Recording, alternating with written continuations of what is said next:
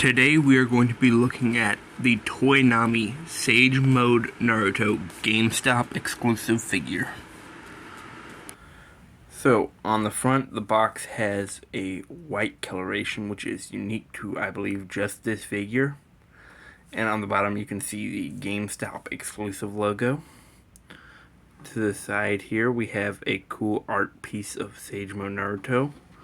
On the back, some product shots of it and the price tag from GameStop. Another shot of the figure on the other side. And that brings us back to the front. Pictured here is everything you get out of the box. You get the figure itself with its two fist hands, a stand, as well as 3 sets of alternate hands with a pair of open, sort of relaxed hands, 2 fist-clenching kunai knives, and 2 hands that I'm guessing are the Shadow Clone Jutsu hands. In just a moment, we'll be taking a closer look at each set of hands. It's very difficult to get the arms into the Shadow Clone Jutsu pose, but it is possible.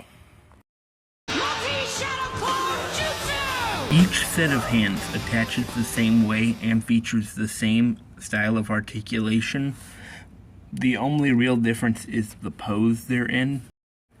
Now let's move on to the paint and sculpt work. The figure boasts great paint work and sculpt detail, with the cloak being made of a soft rubber plastic material that bends but ultimately does get in the way of the figure's articulation, particularly in the arms. Not so much in the legs, but the arms are greatly limited. As you can see, it's a singular sculpted piece that is not separated. Therefore, it doesn't really flex as much in that area due to the denser amounts of plastic. Now let's move on to the size and measurement of the figure.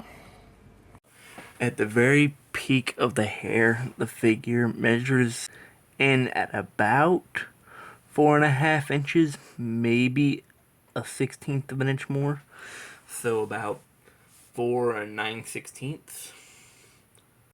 Naruto is notably shorter than the other characters, even from the Toynami line, which is itself a line that scales slightly shorter than other figures in the same scale.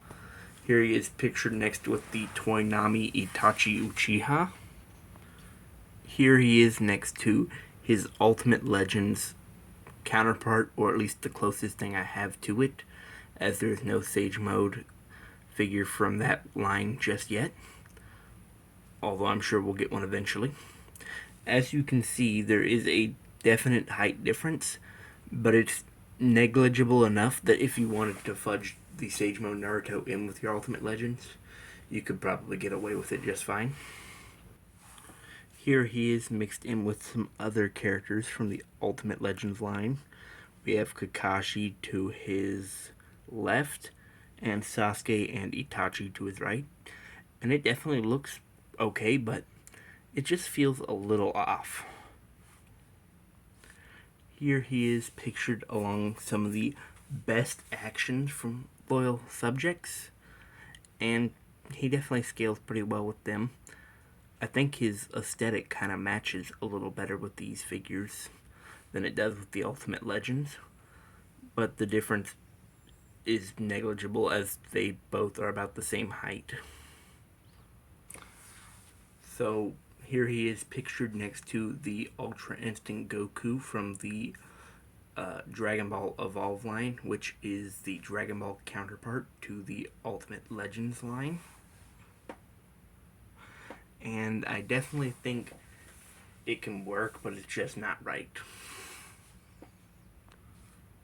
Next up on the comparison list is the old Mattel Rock Lee, and that's a definite no for scaling.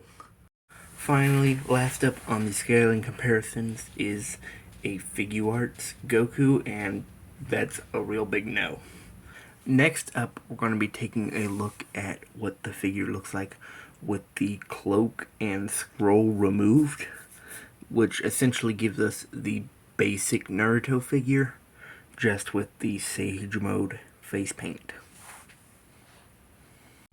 Before I discuss the figure without the cloak, I realized I forgot to show how it compares to the 3 3/4 inch / 1/18 scale. So there he is next to the Retro Cobra Commander.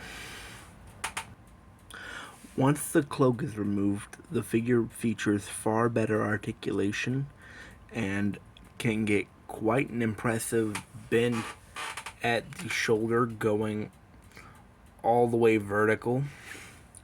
It can rotate 360 degrees, and the elbow bend is quite good as well, for its time. So overall, without the cloak, you basically have the standard base Naruto, just minus the eyes. So I think it's time to show him in comparison to the Ultimate Legends based Naruto again. Overall, they're very comparable in size, but I feel like the proportions on the Ultimate Legends version is just a lot better. And the articulation is about the same.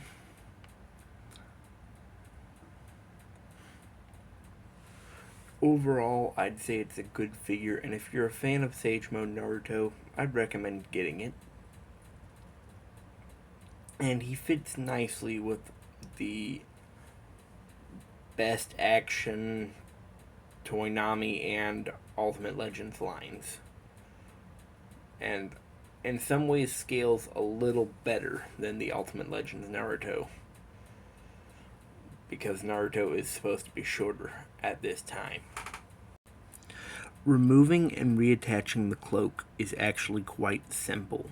What you're going to want to do is take the figure and pop his arms off like that. So you're going to pop both of them off. Then you're going to kind of position it downward like so. Then you're going to slide the arms into the holes, and then just reattach the arms.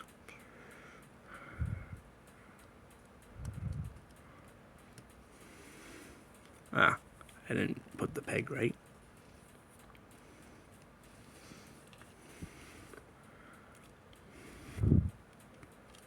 And then you're going to just take this, put that over, get that over there. Probably easiest to just pop the head off real quick.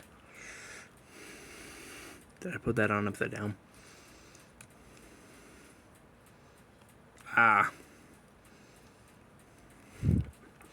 Whoopsies. Put the head back on, and boom. If you enjoyed the video, please consider liking and subscribing so that I can eventually turn this into a self-sustaining hobby. Thank you, and have a great day. As an extra special little bonus for those of you who stuck around to the end, here is what the Sage Mode accessories look like attached to the Ultimate Legends Naruto.